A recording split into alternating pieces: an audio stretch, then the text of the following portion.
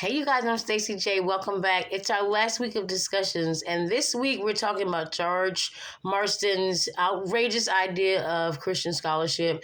Now, I want to tell you guys I really enjoyed reading this. I got a lot out of the piece, gave me definitely a different perspective.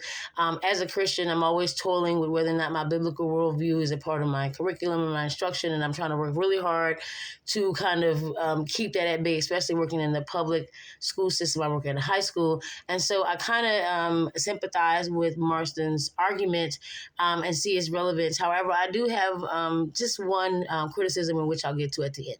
So let's go ahead and start with his argument. So his purpose in writing this is to try to enforce this academic discussion regarding religious implications and whether or not it should be encouraged even among people with faith or people of non-faith or even atheists. He argues for the need to incorporate religious belief with various fields of academia, not just in history or social studies or the social sciences or liberal arts, but also in math and science. For Marsden, one's belief in God relates to any other academic field. He proclaims that it is professing Christians in academia who are quite quiet about it. In fact, considering that the relationship between faith and scholarship here to be an outrageous idea. This idea of Christian scholarship, he provides a guideline for a religiously informed scholarship. He also urges religious perspectives to be accepted as legitimate in academy. In other words, using the Bible as a legitimate source in academia.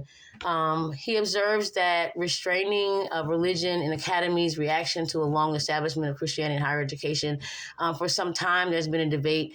Of course, we have the separation between church and state. And so even though our colleges and universities were built in the 19th, 20th century by Protestants, it's always been kind of a free haven for this free scientific research outside of course, those conflicts with supernaturalism.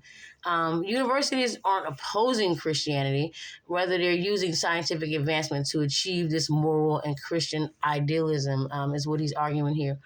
So one of the reviews I went to was Jerome Perath. He's the former director of the University of San Francisco's Institute for Catholic Educational Leadership.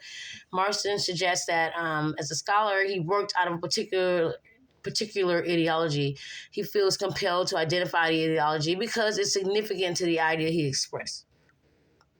Okay, Christians, he comments, in like fashion, ought to reveal their ideological sources. Saying backing up Marsden and saying this, he doesn't see why it wouldn't be revealed or what would be the issue in revealing one's own beliefs and ideals.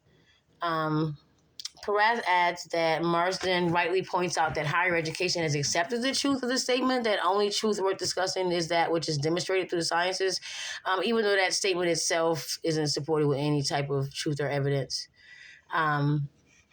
Here we go with my one negative, and I found this in a piece in a blog by Morales in 2021 and did some further research, and so this is what I was able to pull out of Marsden's work.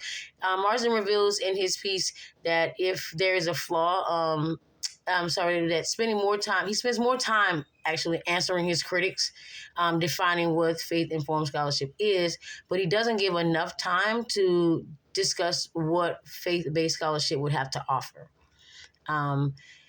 I as an educator who has tried really hard not to blend these ideas, I don't feel that my students have suffered because I've left out my biblical worldview.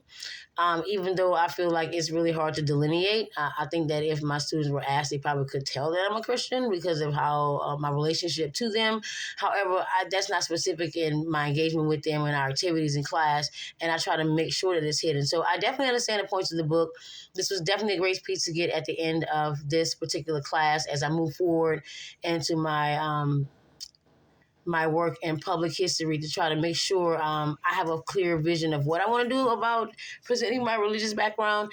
But his vision, Marsden, in fact, is actually specifically Christian. And so that is what he's defending here. That is just an outrageous idea that one could ever separate the two. Let me know what you guys think. If you have any questions or comments, post them in the discussion. Thanks.